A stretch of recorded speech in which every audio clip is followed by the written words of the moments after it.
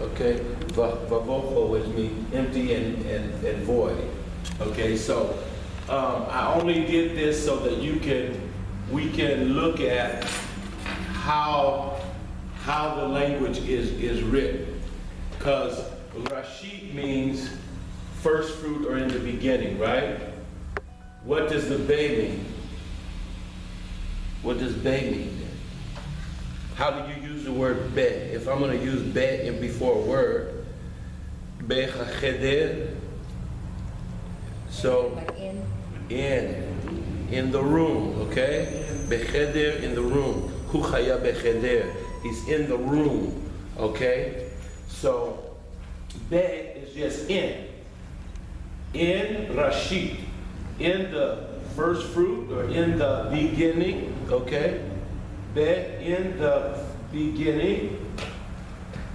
Ba, how do we know this is Ba? The dot is in the middle, we know it's a B. What about the vowel underneath? That's an A, okay?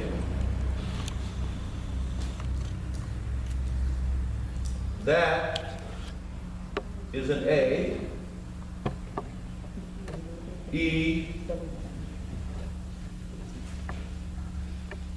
I, well, there's no real I.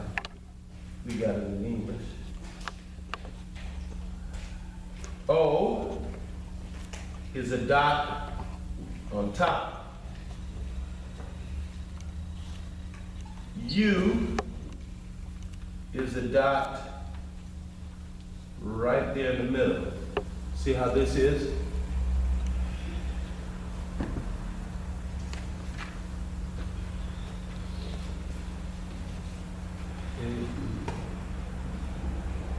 Okay, so those are the pronunciations.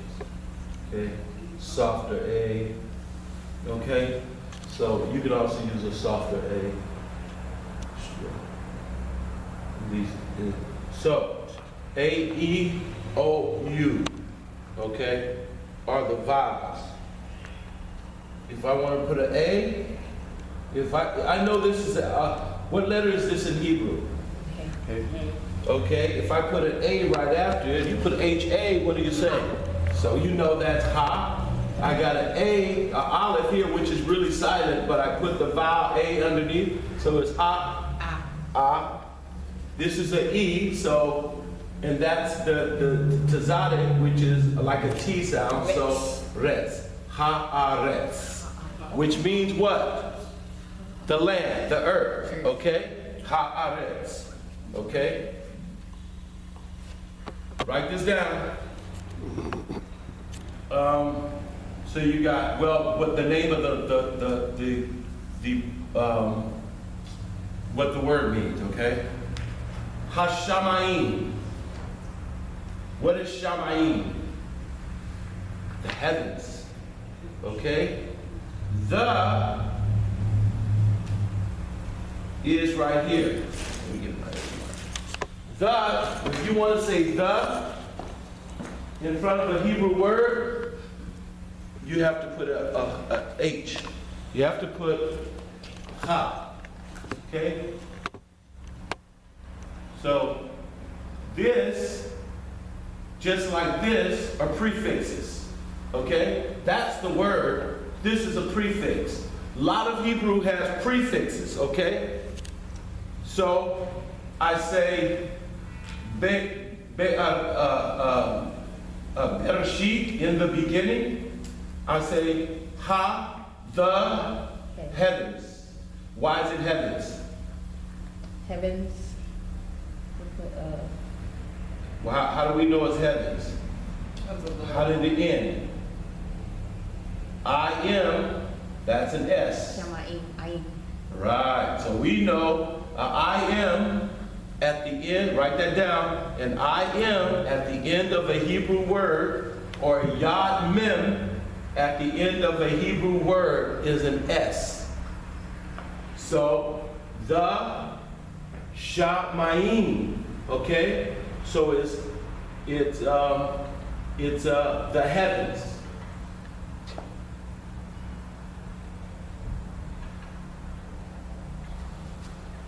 This word right here, et, is a mystery. It's actually the Aleph and the Tav, which is the beginning of the Hebrew. The last is the Alpha and the Omega, which is Jesus Christ, right? So, but they don't know that yet. The et, okay? Now, let's get another word. How do we pronounce this word? How do we pronounce that word? We know this is a what? B. A B. What's that underneath it? A. So how do we pronounce that? Bara. Ba. Ra.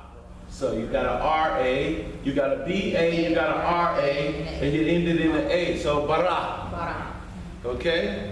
Bereshit bara. Okay? This is the olive, but it can't have an olive. Remember, olives are silent. Right. You have to put a vowel on it to make it, to give it a sound. Okay? So olive, L, okay, E with the L. Okay, this is L, and that's what? The dot on top. O. El, lo, him. Okay? Because this, you're adding an O, so it's Elohim. Okay? We know it's God's. Why? Huh?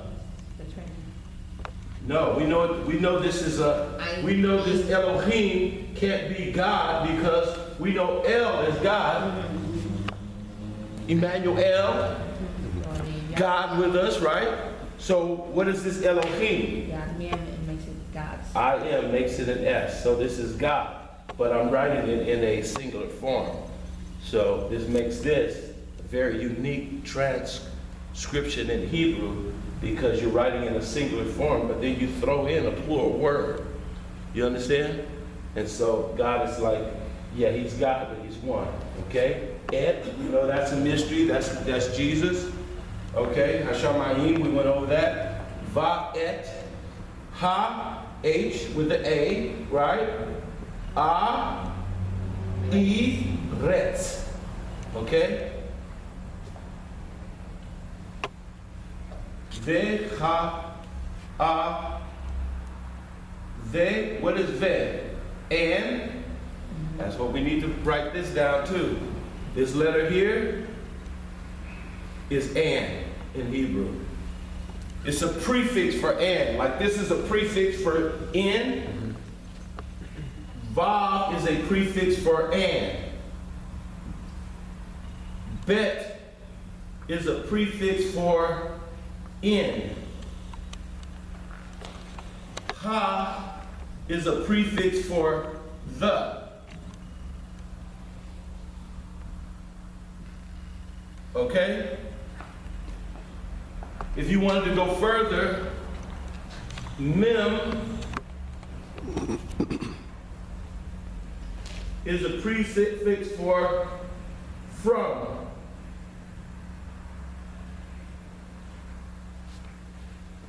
Okay? So these are letters that will be thrown in front of an actual word to say, Minata, where are you from? Okay? I'm saying, so it becomes the prefixes. So the ones we want to concentrate on is the, be, and the. Because these are an, in, and the. Okay, this is a little bit further along when we get into conversational Hebrew. Okay? Now, so va'aretz, you know, and what is ha? The. And the, see that? And the aretz. What's aretz? The earth, okay? And the earth, okay? So this is how we're writing the Hebrew. And the earth. So we know this is a prefix, this is a prefix. That's actually the word, okay? Haita, well, this is actually was. Hi. Ta. Okay? Haita was empty. Okay? Toho. Or tohu. Okay? To. Okay? Tohu. It was empty. How do I make this? Why is this a U? See that middle? It only makes it a U when it's in the middle of a vowel. So this turns from and to a U. It turns from ve to U. Still with U. If I used it as a prefix and I put this in there, it would still be and, but it would be U. U. Okay? It would still be a U. So the vav is the connector. Why is the vav the connector? When is salvation over with? 6,000 years, right? What letter is vav? Sixth letter of the alphabet. When is God finished, okay? When is God going to connect man to earth, right? When is he going to connect? In the sixth. You understand? So God made the vav the connector. Okay? Now, that's how you read Hebrew. So let's read through it.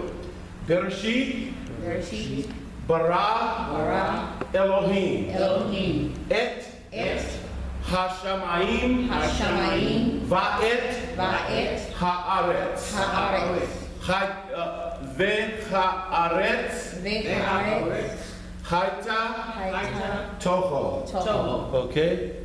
So it was Toho Ve'cho, which is empty and void. Ve'vocho is void. Okay? So remember the suffixes or the prefixes before. This won't be on your test, but vav, be, and the, because those are very common in Hebrew. You're going to see that letter before. And then if you want to connect something, you could say, my husband, ve, my children. Okay? My husband, ve, my children. Or Baal, ve, hayeladim. So my husband, or I would say my wife, ishti, ve, hayeladim. My wife and my children. Ve is always going to be the connector. Okay? Okay, ha. The earth, haaretz. Okay. I think that is it's hard right now. I don't know why. But be, always in the room. Efo imashocha. Be cheder. She's in the room. Cheder is room. Be is in. Okay. So, as we're reading, now one other thing I want you to know, and this will be on your test. Now, I want to make all of this stuff future. Bereshit, in the beginning, if I put yod, you know the letter yod, how do I write it? Like a little bitty right there, right? This is a prefix. Know what it does though? Throws everything to future tense. Okay? So if I say ro'ah, which means, if I say ro'ah,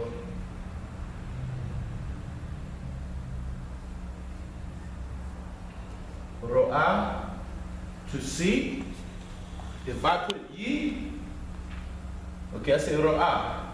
Do you see it? If I say yiro'ah, will you see it? When? Why? It's in the future. The future. Okay? Okay? So, ro'ah, anytime I put a yod in front of the Hebrew word, I'm making it a future tense word. Okay?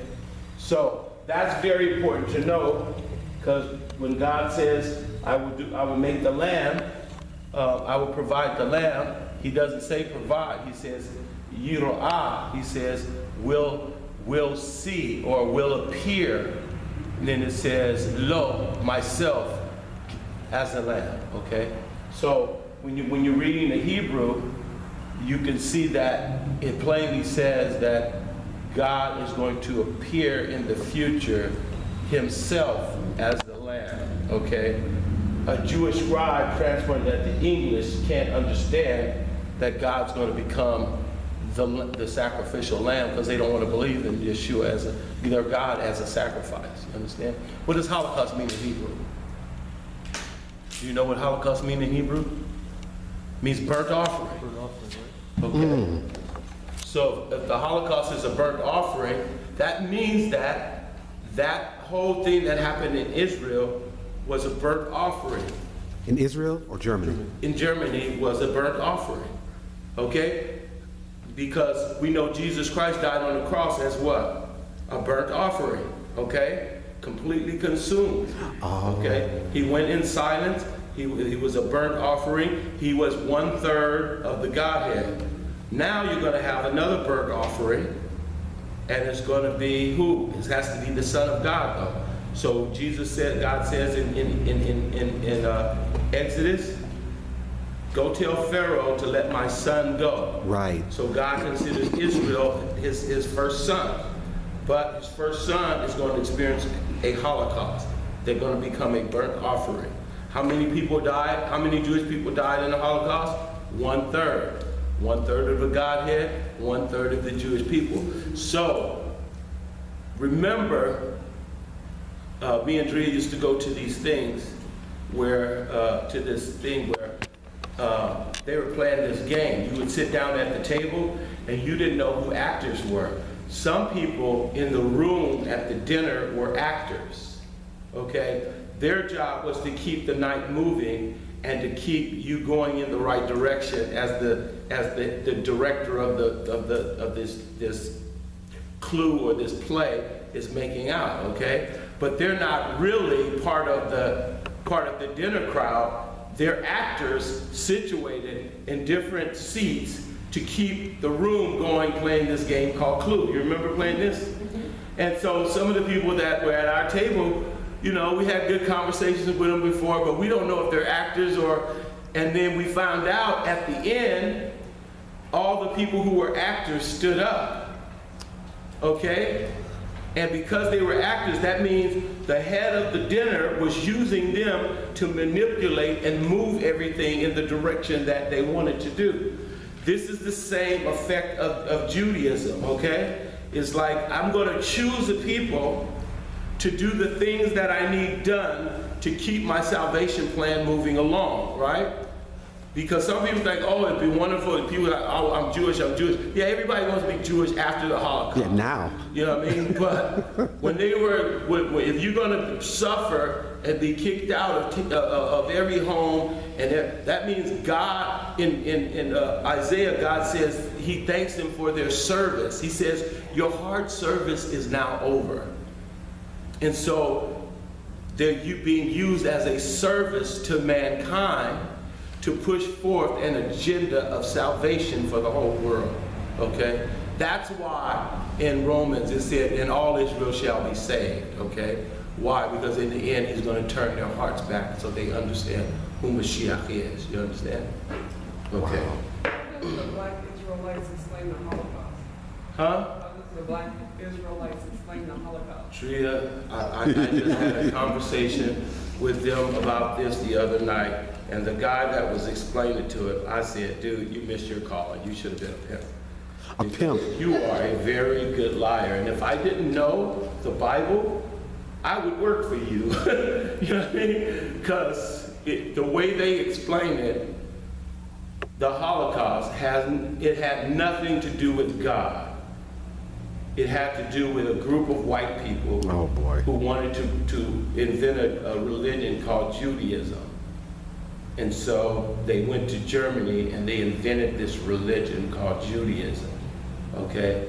And they didn't want the people to know that they weren't real Jews, okay? It gets crazier. But then why were they killed then? Huh? And why were they killed? Because they were pretending to be real Jews? Yeah. Okay. You know what I mean? So they got God to go along with this plan and put it in this book because he knew they were going to be here in the 20th century. Which is the purpose of doing the timelines, because if the timeline tells you 3,000 years before that in 1948 this is going to happen, then you know that no man planned that, God planned it. And if the timeline began in Genesis, that means there's